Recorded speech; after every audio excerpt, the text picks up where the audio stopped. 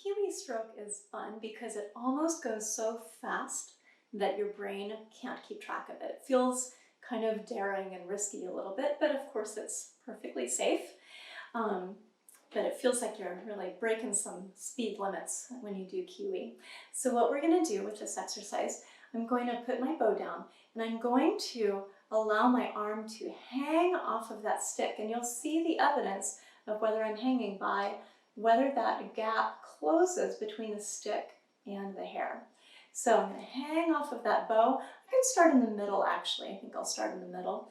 And as soon as you hear any sound at all, you're going to release that weight on the stick and allow the stick to be lightweight for the rest of the bow.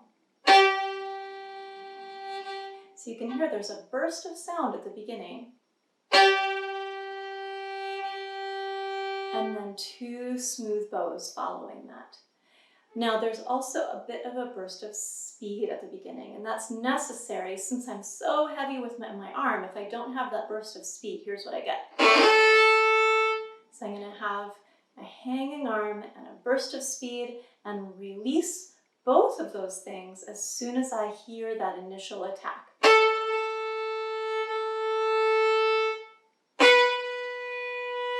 So notice that for most of this exercise, your arm is very loose and relaxed, right? The only time that you're getting that kind of like pow is that initial on the kiwi, right? Now you can do this exercise on up bow. You'll do that on up bow pretty early on. Now, even though at the tip you're not going to see the gap close between the stick and the hair at the tip itself, if you look at the middle of my bow, you actually can see the effect of leaning into the tip, right? That gap is closing in the middle of the bow. So here's my up bow Kiwi.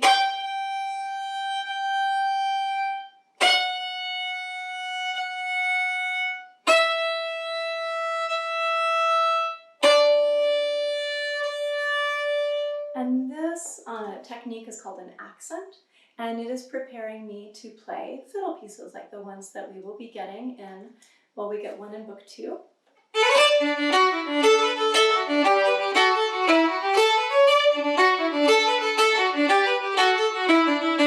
can hear the little pow on each of the triplet notes.